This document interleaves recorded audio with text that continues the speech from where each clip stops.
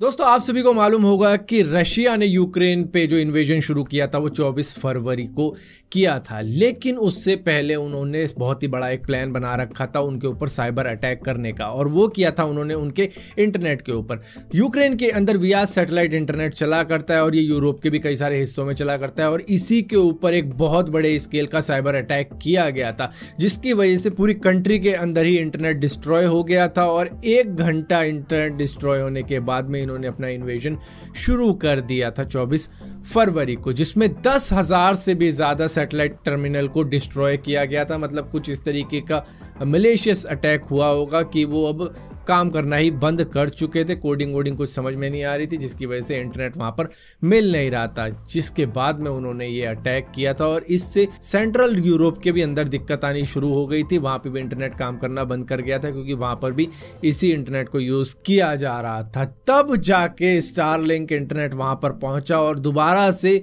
एक जोत सी जला दी उनके दिलों में कि लो भाई इंटरनेट तो तुम्हारा हमने चला दिया, अब करो वॉर।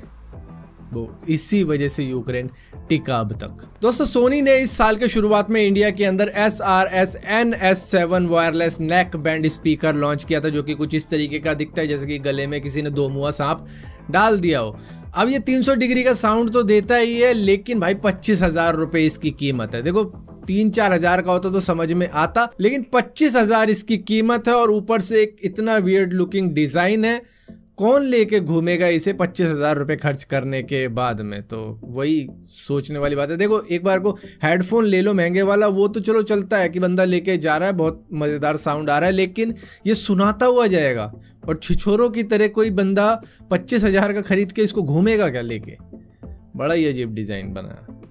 सांप डाल लो इससे बढ़िया। दोस्तों आपने हमेशा एक चीज देखी होगी वीडियो कॉल करते हुए कि आई कांटेक्ट नहीं हो पाता, क्योंकि हम कैमरे की तरफ नहीं देख रहे होते, हम उस स्क्रीन में उस बंदे को देख रहे होते हैं जिससे हम बात कर रहे होते हैं। लेकिन iOS ने अब इस दिक्कत को भी हटा दिया है। उन्होंने एक सॉफ्टवेयर अपडेट करी है जिसकी वजह से फेक आई कांटेक्ट भी किया जा सकता है फेस टाइम की कॉल के अंदर। यहाँ पर आर्टिफिशियल इंटेलिजेंस का यूज करते हुए motion tracking, advance scene processing के अंदर कुछ इस तरीके का कमाल किया गया है कि आपकी ऐसी मिमिक करेगी, बेशक आप कहीं और देख रहे हो, लेकिन सामने वाले को ऐसा लगेगा कि हाँ भाई आप कैमरे की तरफ देख रहे हो, यानी कि उसी बंदे की तरफ देख रहे हो। दोस्तों टिंडर के डेवलपर ने गूगल को अब कोर्ट में घसीट लिया है, जिस तरीके से एपिक गेम्स ने एप्पल को घसीटा था, क्योंकि एप्पल के ऐप स्टोर के अंदर कोई अल्टरनेटिव पेमेंट मेथड नहीं था, और ऊपर से उन्होंने फोर्टनाइट को भी हटा दिया था अपने प्लेटफॉर्म पे से, क्योंकि वो अपना ही पेमेंट मेथड यूज कर रहा था, जिसकी वजह से एप्पल वालों को कमीशन नहीं मिल रही थी। इसी तरीके से टिंडर ने गूगल के ऊपर केस फाइल किया है, क्योंकि वो गूगल प्ले स्टोर के अंदर भी कोई अल्टरनेटिव पेमेंट मेथड नहीं देते हैं, उन्हीं का सारा तामझाम लगा रहता है, जिसकी वजह से उनको भी कमीशन मिलता है। तो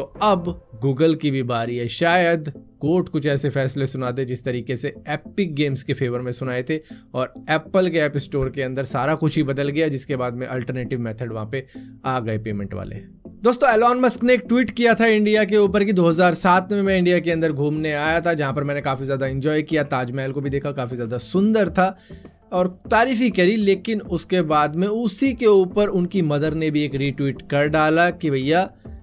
2007 में नहीं, हम 2012 में गए थे इंडिया के अंदर, क्योंकि मैं भी गई थी, मेरी भी फोटो मौजूद है। और एडिट बटन कहाँ है? एडिट बटन लाओ और अपना एडिट करके सुधार 2007 को 2012 कर। दोस्तों शोले फिल्म में वीरू चढ़ गया था पानी की टंकी के ऊपर, मर जाऊंगा, कूद जाऊंगा, फान जाऊंगा, ऐसा कुछ डायलॉग था। इसी तरीके से अब लोगों ने इसी को फॉलो करके चढ़ जाते हैं कहीं भी और बताते हैं कि हम सुसाइड करने वाले हैं। तो यही सेम चीज़ एक महिला करने जा रही थी, लेकिन ततैयों का छत्ता वहाँ पे था, जिसके बाद में ततैयों ने उसकी जान बचा दी, और इस तरीके से मंडराया उसके पास में कि उसको नीचे ही उतरना पड़ गया। दरअसल उसका बच्चा उसका पति ले गया, जिसकी वजह से वो कह रही थी कि मेरा बच्चा मुझे दो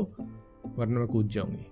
दोस्तों हम में से बहुत सारे लोगों को ऐसा लग सकता है कि रैंसमवेयर अटैक कुछ भी नहीं होता, इससे कुछ नहीं हो सकता, लेकिन यूएस का एक लिंकन कॉलेज बंद हो चुका है परमानेंटली। ये 1865 का कॉलेज है और 2022 में जाके बंद हो गया क्योंकि इनके सभी सिस्टम के ऊपर रैंसमवेयर अटैक हुआ और सभी को इस तरीके से इनक्रिप्ट कर दिया गया कि उनका सभी डेटा इनक्रिप्ट हो गया और उसको डिक्रिप्ट करने के लिए चाहिए बहुत बड़ा पैसा, जिसके बाद में इन्होंने कहा कि भाई हमारे पास तो नहीं है, तो हम अपना कॉलेज ही शट डाउन कर रहे हैं। 2 वर्ल्ड वॉर हमने झेली है, तब कोई कुछ नहीं कर पाया हमारा, लेकिन आज टेक्नोलॉजी कुछ इस तरीके की आई कि हमारे सारे ही सिस्टम डिस्ट्रॉय हो गए हैं, जिसमें स्टूडेंट की डिटेल थी, उनके मार्क्स थे, रिजल्ट थे, कोर्स थे, सर्टिफिकेट थे, एडमिशन थे, बहुत सी चीज़ें थी, एम्प्लॉय की सैलरी वगैरह थी, एम्प्लॉय की कितना टाइम रह रहा रिटायरमेंट का, बहुत सभी डिटेल जो थी वो सभी ख़त्म कर दी गई। अब वो कहाँ से क्या करेंगे, कैसे क्या करेंगे,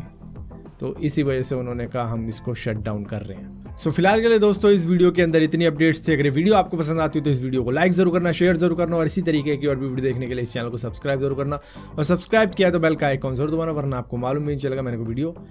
डाली भी है।